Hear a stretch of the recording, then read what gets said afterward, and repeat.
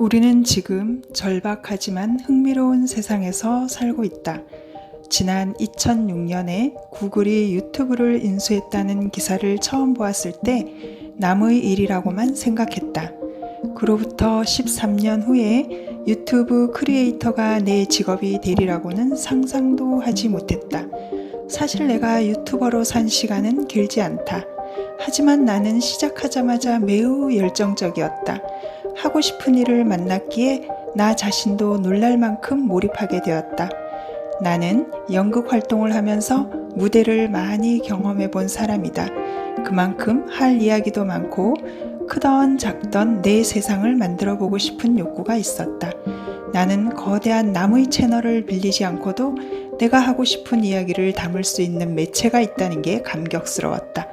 2년 동안 353개의 영상을 만들었을 정도로 과몰입하며 에너지를 쏟아부었다. 누구나 그렇듯이 처음엔 아무도 내 채널을 찾아오지 않았다. 그러나 곧 성능 좋은 구글의 알고리즘 덕분에 구독자가 하나 둘 늘어나기 시작했다. 내 영상을 찾아본 그들은 울고 웃었고 마침내 내 친구가 되어 주었다. 그리고 나에게 질문했다. 도대체 어디 있다가 이제야 나타난 거예요?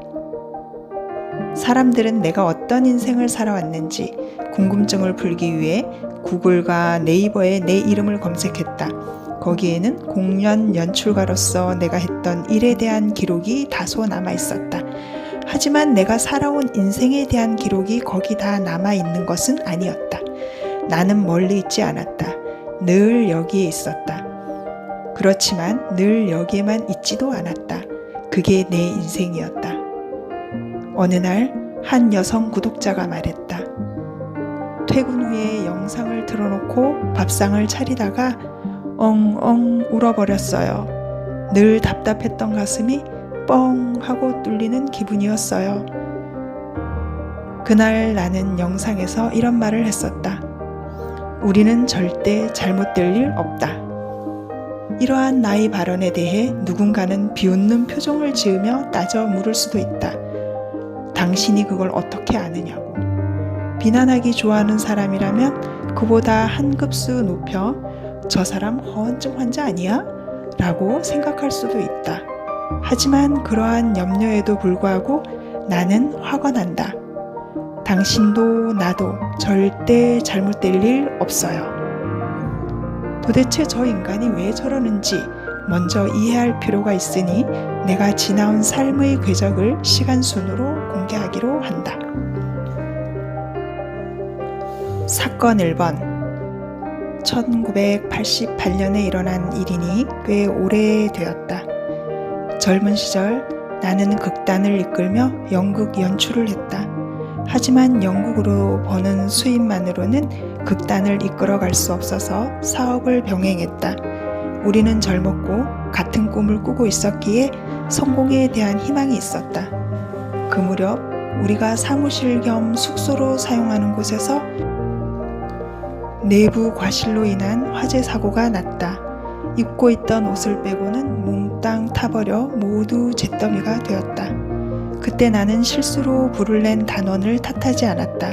오히려 불이 난 현장에 있던 다른 단원들의 손을 같이 붙잡고 누구도 원망하지 않겠다는 기도를 했다. 불이 났던 그날 나는 잠잘 곳이 없어서 잿더미가 된 그곳에서 덮을 이불 하나 없이 추위에 떨며 밤을 지새웠다. 아무것도 남은 게 없으니 이제 나는 거지였다. 하지만 나는 그때도 이렇게 말했다.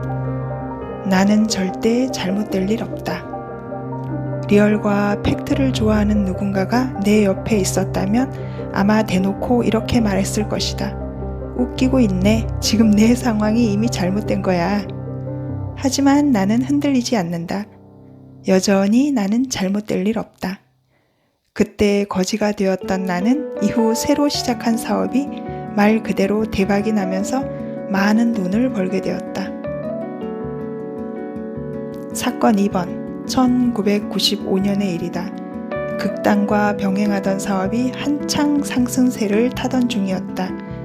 경주에서 행사를 마치고 그때 살고 있던 부산으로 내려오던 고속도로에서 큰 사고를 당했다. 차를 폐차시켜야 할 정도로 큰 사고였다. 척추와 허리를 다쳐서 3개월간 대소변을 받아내야 할 만큼 위중한 상태였다. 다행히 얼마 안 가 중환자실에서 일반 환자실로 옮겨졌지만 의사는 잘못 움직이면 반신불수가 될 수도 있다고 경고했다. 그 말을 듣고 나서도 나는 또 나 자신에게 말했다. 나는 절대 잘못될 일 없다. 그리고 병원에서 퇴원하기로 결심했다. 모두들 나를 미친놈이라고 생각했다. 하지만 나는 퇴원 이후에 건강을 되찾았다. 그리고 지금까지도 건강에 큰 문제 없이 잘 살고 있다.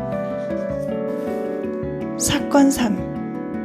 1996년의 일이다. 서울 종로 5가에 매장을 갖고 있을 때였다. 밤사이 매장에 도둑이 들었다. 커다란 트럭을 가지고 와서 매장의 물건을 몽땅 털어갈 정도로 간 큰 도둑이었다. 그 사건은 매장 관리를 맡긴 직원들이 힘들다고 매장 문을 열어놓고 도망가 버린 어이없는 일에서 시작되었다. 물론 사람을 잘못 쓴 내 책임이다. 그때 나는 부산에 있는 극단을 포기하지 못해 여전히 부산에서 살고 있었는데 소식을 듣고 사태 해결을 위해 비행기를 타고 서울로 올라왔다. 도착해보니 전화기와 난로까지 털어간 매장에는 쓰레기만 휘날리고 있었다. 트럭으로 허겁지겁 짐을 싣고 가는 걸 본 이웃 가게에서는 도둑이라고는 상상도 못했고 부도를 낸 가게 사장이 야반 도주하는 줄로만 알았다고 했다. 그때 나는 나 자신에게 이렇게 말했다. 나는 절대 잘못될 일 없다. 사건 4번. 2002년경 초등학생 아들이 뇌전증으로 쓰러졌다. 쓰러지면서 침대 모서리에 머리를 부딪히는 바람에 뇌출혈이 왔다. 아들은 병원 응급실에 실려가서도 30분에 한 번씩 뇌전증 경련 증상을 일으켰다. 의사는 아이의 상황에 대해 자세히 설명했다. 얼굴의 반쪽은 부상을 당하면서 피범벅이 되었고 마비가 같이 와서 굳어있는 상태다. 나머지 반쪽도 경련으로 일그러진 모습이라 아무래도 아이가 회복될 가망이 없어 보이니 잘 보낼 수 있도록 마음의 준비를 하시는 게 좋겠다.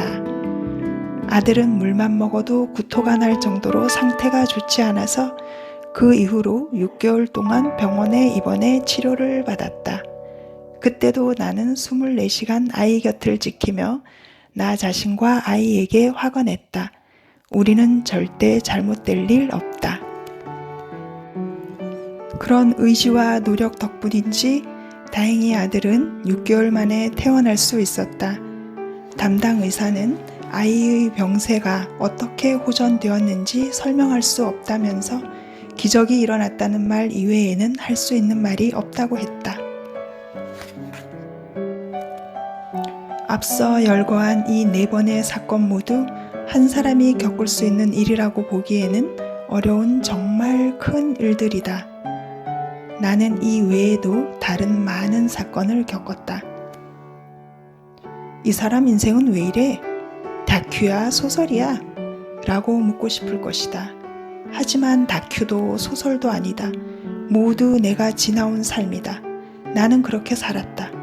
하지만 어떤 일이 벌어지든 나 자신에게 늘 이렇게 말했다.